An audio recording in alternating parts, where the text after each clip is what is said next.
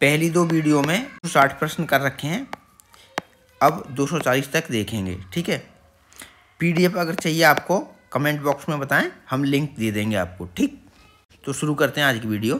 केंद्रीय कार्यालयों में राजभाषा प्रयोग की समीक्षा हेतु संसदीय राजभाषा समिति का गठन कब किया गया?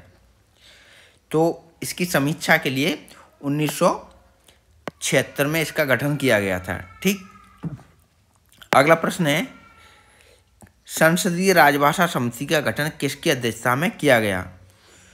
तो ये केंद्रीय गृह मंत्री की अध्यक्षता में किया गया। केंद्रीय हिंदी समिति का गठन किसकी अध्यक्षता में? वो प्रधानमंत्री की अध्यक्षता में किया गया। केंद्रीय हिंदी समिति का प्रधानमंत्री की अध्यक्षता में, और संसदीय राजभाषा समिति का गठन केंद्रीय गृह मंत्री की अध्यक्षता में किया गया। ठीक, अगला प्रश्न है, संसदीय राजभाषा समिति में कितने सदस्य होते हैं? संसदीय राजभाषा समिति में कितने सदस्य होते हैं? तो ये होते हैं 30 सदस्य। इसमें 20 लोकसभा से होते हैं, इसमें 20 लोकसभा से होते हैं और 10 राज्यसभा से होते हैं। ठीक, अगला प्रश्न है, संसदीय राजभाषा समिति में राज्यसभा से कितने सांसद होते हैं? तो ये कितने होते हैं? ये 10 सांसद होते हैं, यानी 10 सदस्य होते हैं राज्यसभा से। अगला प्रश्न है, संसदीय राजभाषा समिति में लोकसभा से कितने सांसद होते हैं? तो पहले हमने बता ही रखा है 20। अगला प्रश्न है, संसदीय राजभाषा समिति की कितनी निरीक्षण उप समितियां गठित की गई हैं? ये 3 गठित की गई हैं। ठीक, अगला प्रश्न है, संसदीय राजभाषा समिति की पहली निरीक्षण उप समिति में कितने मंत्रालय हैं? तो सही उत्तर होगा 21।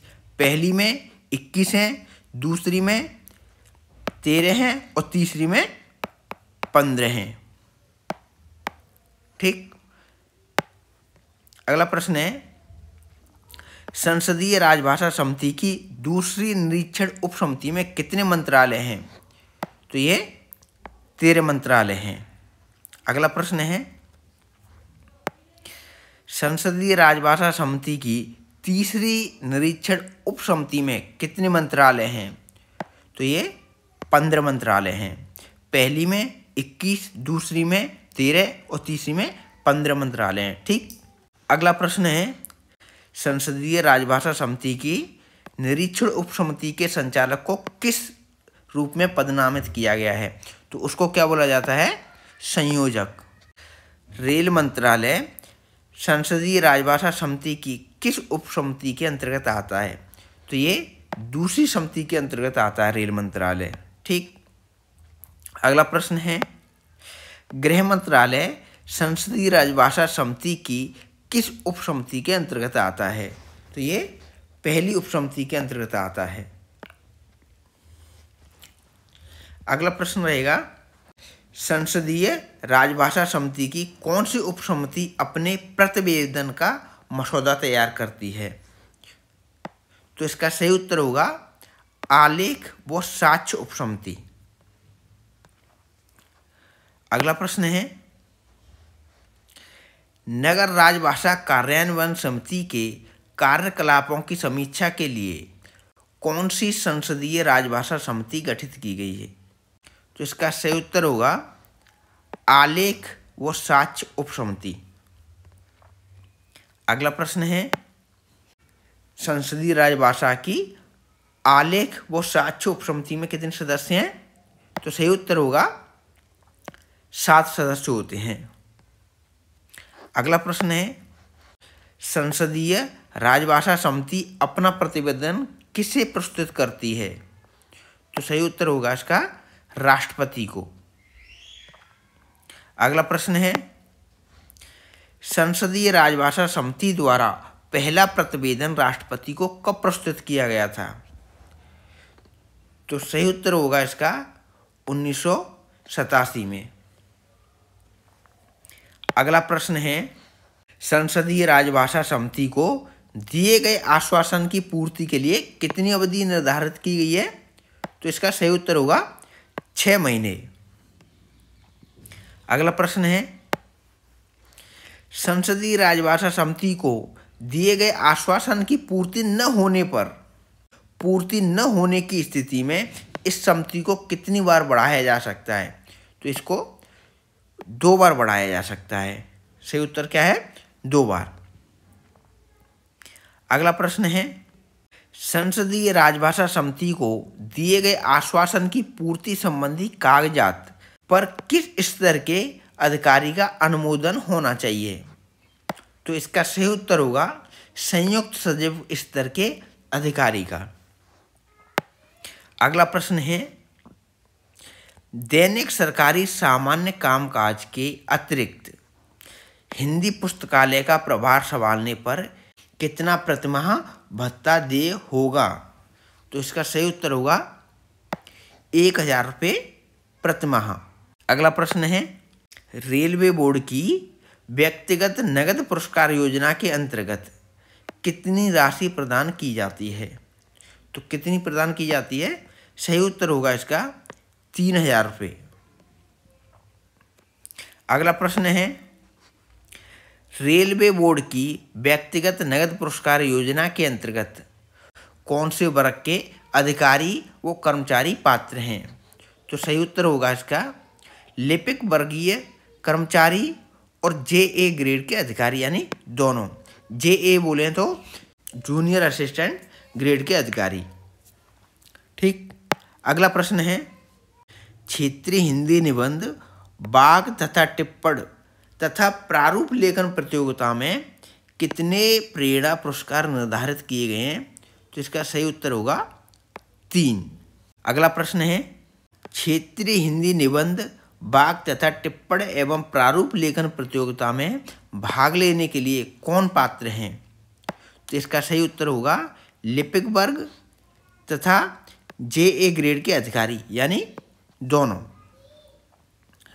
अगला प्रश्न है, क्षेत्रीय हिंदी निबंध, वाक्य तथा टिप्पण एवं प्रारूप लेखन प्रतियोगिता में हिंदीतर भाषी प्रतियोगियों के लिए कितने प्रतिशत अधिमान अंक दिए जाते हैं?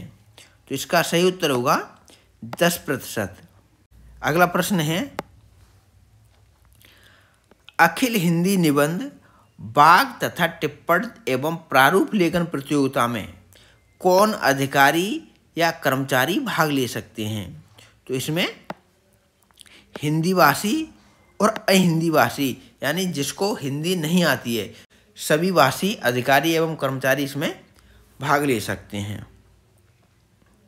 अगला प्रश्न है, अखिल हिंदी निबंध, वाक्य तथा टिप्पण एवं प्रारूप लेखन प्रतियोगिता में कब प्रतिभागी पुनः भाग नहीं ले सकता?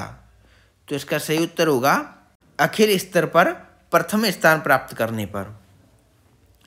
अगला प्रश्न है, अखिल हिंदी निबंध, वाक्य तथा टिप्पण एवं प्रारूप लेखन प्रतियोगिता में अहिंदी भाषी प्रतिभागियों को अर्जित अंक में कितने प्रतिशत अधिमान अंक दिए जाते हैं? तो इसका सही उत्तर होगा 10%। अगला प्रश्न है, अखिल हिंदी निबंध, वाक्य तथा टिप्पण एवं प्रारूप लेखन प्रतियोगिता में कितने प्रेरणा पुरस्कार निर्धारित किए गए हैं? तो सही उत्तर है इसका 5। अगला प्रश्न है, रेल मंत्री हिंदी निबंध प्रतियोगिता में कितने पुरस्कार निर्धारित किए गए हैं? तो इसका सही उत्तर होगा 4। अगला प्रश्न है, रेल मंत्री हिंदी निबंध प्रतियोगिता में प्रथम स्थान प्राप्त करने पर कितनी राशि प्रदान की जाती है? तो ये सही उत्तर होगा इसका 6000 रुपये। अगला प्रश्न है, रेल मंत्री हिंदी निबंध प्रतियोगिता में द्वितीय स्थान प्राप्त करने पर कितनी राशि प्रदान की जाती है? तो इसका सही उत्तर होगा 4000 रुपये। अगला प्रश्न है, लाल बहादुर शास्त्री तकनीकी मौलिक लेखन पुरस्कार योजना के अंतर्गत प्रथम स्थान प्राप्त करने पर कितनी राशि प्रदान की जाती है? तो इसका सही उत्तर होगा 20000 रुपये। प्रथम स्थान प्राप्त करने पर 20000 रुपये, द्वितीय स्थान प्राप्त करने पर 10000 रुपये और तृतीय स्थान प्राप्त करने पर 7000 रुपये की राशि प्रदान की जाती है। तो अगला प्रश्न है, लाल बहादुर शास्त्री तकनीकी मौलिक लेखन पुरस्कार योजना के अंतर्गत द्वितीय स्थान प्राप्त करने पर कितनी राशि प्रदान की जाती है? तो ये 10,000 रुपये प्रदान की जाती है। अगला प्रश्न है, लाल बहादुर शास्त्री तकनीकी मौलिक लेखन पुरस्कार योजना के अंतर्गत तृतीय स्थान प्राप्त करने पर कितनी राशि प्रदान की जाती है? तो ये 7,000 रुपये प्रदान की जाती है। अगला प्रश्न है, प्रेमचंद पुरस्कार योजना के अंतर्गत प्रथम स्थान प्राप्त करने पर कितनी राशि प्रदान की जाती है? प्रथम स्थान प्राप्त करने पर 20,000 रुपये, द्वितीय स्थान प्राप्त करने पर 10,000 रुपये और तृतीय स्थान प्राप्त करने पर 7,000 रुपये प्रदान की जाती है। ठीक, तो सही उत्तर होगा इसका 20,000 रुपये। और द्वितीय पे कितनी है? 10,000 रुपये और तृतीय पे 7,000 रुपये। ठीक, अगला प्रश्न है, मैथिली शरण गुप्त पुरस्कार योजना के अंतर्गत प्रथम स्थान प्राप्त करने पर कितनी राशि दी जाती है? तो सेम वही राशि है, प्रथम स्थान पर 20,000 रुपये, द्वितीय स्थान पर 10,000 और तृतीय स्थान पर 7,000 रुपये राशि प्रदान की जाती है। देखिए, इसमें राशि तो लगभग सब में सेम है। आपको एक चीज़ याद रखनी है कि ये किस किस क्षेत्र में दिए जाते हैं। तो देखिए, लाल बहादुर शास्त्री तकनीकी मौलिक लेखन पुरस्कार किसके लिए दिया जाता है? तकनीकी रेल विषयों पर दिया जाता है। ठीक है। दूसरा है, प्रेमचंद पुरस्कार कब दिया जाता है? कथा, कहानी एवं उपन्यास के लिए प्रेमचंद पुरस्कार दिया जाता है। और गजल और काव्य के लिए मैथिली शरण गुप्त पुरस्कार दिया जाता है। ठीक, राशि तो आपको पता ही है, प्रथम पे 20,000, द्वितीय पे 10,000, तृतीय पे 7,000 सब में। अगला प्रश्न देखते हैं, रेल यात्रा वृत्तांत पुरस्कार योजना के अंतर्गत प्रथम स्थान प्राप्त करने पर कितनी राशि प्रदान की जाती है? रेल यात्रा वृत्तांत पुरस्कार योजना के अंतर्गत प्रथम स्थान प्राप्त करने पर कितनी राशि प्रदान की जाती है? तो इसका सही उत्तर होगा 10,000 रुपये। अगला प्रश्न है, रेल यात्रा वृत्तांत पुरस्कार योजना के अंतर्गत द्वितीय स्थान प्राप्त करने पर कितनी राशि प्रदान की जाती है? तो इसका सही उत्तर होगा 8,000 रुपये। प्रथम स्थान पर 10,000 रुपये, द्वितीय स्थान पर 8,000 रुपये और तृतीय स्थान आने पर 6,000 रुपये धनराशि प्रदान की जाती है। ठीक है। अगला है प्रश्न है, तृतीय स्थान पर 6,000 रुपये। अगला प्रश्न है, रेल यात्रा वृत्तांत पुरस्कार योजना के अंतर्गत प्रेरणा पुरस्कार स्वरूप कितनी राशि प्रदान की जाती है? तो इसका सही उत्तर होगा 4,000 रुपये। अगला प्रश्न है, हिंदी में मूल टिप्पण व आलेखन पुरस्कार योजना के अंतर्गत प्रथम स्थान प्राप्त करने पर कितनी राशि प्रदान की जाती है? तो इसका सही उत्तर होगा 5,000 रुपये। अगला प्रश्न है, हिंदी में मूल टिप्पण व आलेखन पुरस्कार योजना के अंतर्गत द्वितीय स्थान प्राप्त करने पर कितनी राशि प्रदान की जाएगी? तो वो 3,000 रुपये प्रदान की जाएगी। अगला प्रश्न है, हिंदी में मूल टिप्पण व आलेखन पुरस्कार योजना के अंतर्गत तृतीय स्थान प्राप्त करने पर कितनी राशि प्रदान की जाएगी? तो वो 2,000 रुपये प्रदान की जाएगी। अगला प्रश्न है, रेल अधिकारियों के लिए आधिकारिक हिंदी डिक्टेशन पुरस्कार योजना को कितनी कोटियों में वर्गीकृत किया गया है? तो इसको 2 कोटियों में वर्गीकृत किया गया है। ठीक। अगला प्रश्न है, रेल अधिकारियों के लिए आधिकारिक हिंदी डिक्टेशन पुरस्कार योजना के अंतर्गत कितनी राशि प्रदान की जाती है? तो सही उत्तर है 5,000 रुपये। अगला प्रश्न है, कमलापति त्रिपाठी राजभाषा स्वर्ण पदक योजना के अंतर्गत किस स्तर के अधिकारी को पुरस्कार प्रदान किया जा सकता है? तो इसका सही उत्तर होगा क्षेत्रीय रेलों के महाप्रबंधक यानी जीएम लेवल के अधिकारियों को। अगला प्रश्न है, कमलापति त्रिपाठी राजभाषा स्वर्ण पदक योजना के अंतर्गत कितनी राशि प्रदान की जाती है? तो इसका सही उत्तर होगा 10,000 रुपये। रेल मंत्री राजभाषा रजत पदक योजना के अंतर्गत किसको पुरस्कार प्रदान किया जाता है? तो इसका सही उत्तर होगा एसएजी और उससे ऊपर के अधिकारी को। अगला प्रश्न है, रेल मंत्री राजभाषा रजत पदक योजना के अंतर्गत कितनी राशि प्रदान की जाती है? तो सही उत्तर होगा इसका 8,000 रुपये। अगला प्रश्न है, अखिल रेल नाट्योत्सव पुरस्कार योजना के अंतर्गत प्रथम पुरस्कार प्राप्त करने पर कितनी राशि प्रदान की जाती है? तो इसका सही उत्तर होगा 5,000 रुपये। अगला प्रश्न है, अखिल रेल नाट्योत्सव पुरस्कार योजना के अंतर्गत द्वितीय स्थान प्राप्त करने पर कितनी राशि प्रदान की जाती है? सही उत्तर होगा 4,000 रुपये। अगला प्रश्न है, सेम वही, तृतीय स्थान पर कितनी राशि प्रदान की जाती है? तो ये 3,000 रुपये। अगला प्रश्न है, अखिल भारतीय नाट्योत्सव पुरस्कार योजना के अंतर्गत प्रेरणा पुरस्कार स्वरूप कितनी राशि प्रदान की जाती है? तो ये 2,000 रुपये सही उत्तर होगा इसका।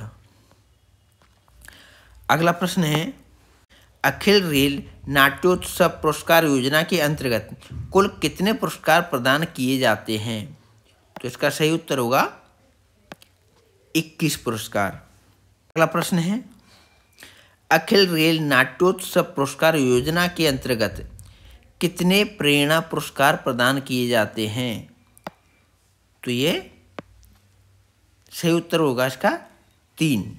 अगला प्रश्न है, अखिल रेल नाट्योत्सव पुरस्कार योजना के अंतर्गत विभिन्न विधाओं से जुड़े कितने पुरस्कार प्रदान किए जाते हैं? तो सही उत्तर होगा 15। अगला प्रश्न है, इस पुरस्कार योजना के अंतर्गत विभिन्न विधाओं से जुड़े कलाकारों को कितनी राशि प्रदान की जाती है इसके अखिल रेल नाट्योत्सव पुरस्कार के अंतर्गत? तो इसका सही उत्तर है 1,000 रुपये। अगला प्रश्न है, संघ के सरकारी प्रयोजन के लिए राजभाषा संबंधी वार्षिक कार्यक्रम कौन सा विभाग जारी करता है? इसका सही उत्तर होगा राजभाषा विभाग। अगला प्रश्न है, संघ के शासकीय प्रयोजनों में हिंदी प्रयोग के लिए राजभाषा संबंधी वार्षिक कार्यक्रम कौन सा मंत्रालय जारी करता है? तो इसका सही उत्तर होगा गृह मंत्रालय। अगला प्रश्न है, राजभाषा संबंधी वार्षिक कार्यक्रम किस प्रावधान के तहत जारी किया जाता है? राजभाषा संकल्प 1968। अगला प्रश्न है, राजभाषा विभाग द्वारा जारी वार्षिक कार्यक्रम किन कार्यालयों में लागू होता है? तो इसका सही उत्तर होगा केंद्र सरकार के सभी कार्यालयों में। ठीक। अगला प्रश्न है, राजभाषा नियमानुसार भाषा के आधार पर हिंदीतर भाषी अधिकारी या कर्मचारी किसे माना जाएगा जिसका घोषित निवास स्थान ग क्षेत्र हो? ठीक। अगला प्रश्न है, राजभाषा नियमानुसार भाषा के आधार पर हिंदी भाषी अधिकारी या कर्मचारी किसे माना जाएगा? इसका सही उत्तर होगा जिसका घोषित निवास वो ख क्षेत्र हो। ठीक। अगला प्रश्न है, मंडलों पर हिंदी का प्रशासनिक नियंत्रण का दायित्व किसे सौंपा गया है? तो इसका सही उत्तर होगा अपर मुख्य राजभाषा अधिकारी को। अगला प्रश्न है, अपर मुख्य राजभाषा अधिकारी के नामन के लिए सक्षम प्राधिकारी कौन है? तो इसका सही उत्तर होगा मुख्य राजभाषा अधिकारी। अगला प्रश्न है, क्षेत्रीय रेलों पर हिंदी का प्रशासनिक नियंत्रण का दायित्व किसे सौंपा गया है? तो सही उत्तर होगा मुख्य राजभाषा अधिकारी को। अगला प्रश्न है, मुख्य राजभाषा अधिकारी के नामन के लिए सक्षम प्राधिकारी कौन है? तो इसका सही उत्तर होगा रेलवे बोर्ड। अगला प्रश्न है, मुख्य राजभाषा अधिकारी, अपर मुख्य राजभाषा अधिकारी तथा उप मुख्य राजभाषा अधिकारी का नामन कितनी अवधि के लिए होता है? तो सही उत्तर होगा इसका 1 वर्ष के लिए। अगला प्रश्न है, मुख्य राजभाषा अधिकारी, अपर मुख्य राजभाषा अधिकारी तथा उप मुख्य राजभाषा अधिकारी के रूप में कार्य करने पर इस नामित अधिकारी को कितना अतिरिक्त कार्य भत्ता देय होता है? तो इसका सही उत्तर है मूल वेतन का 2%। अगला प्रश्न है, रेल कारखानों में SAG या इससे अधिक ग्रेड के अधिकारी को हिंदी का प्रशासनिक नियंत्रण सौंपने पर किस रूप में पदनामित किया गया है? तो इसका सही उत्तर होगा अपर मुख्य राजभाषा अधिकारी। और लास्ट प्रश्न है आज का, रेल कारखानों में एसएजी से कम ग्रेड वाले अधिकारी को हिंदी का प्रशासनिक नियंत्रण सौंपने पर किस रूप में पदनामित किया गया है? तो इसका सही उत्तर होगा उप मुख्य राजभाषा अधिकारी। तो ये हुए आज के पूरे 240 प्रश्न।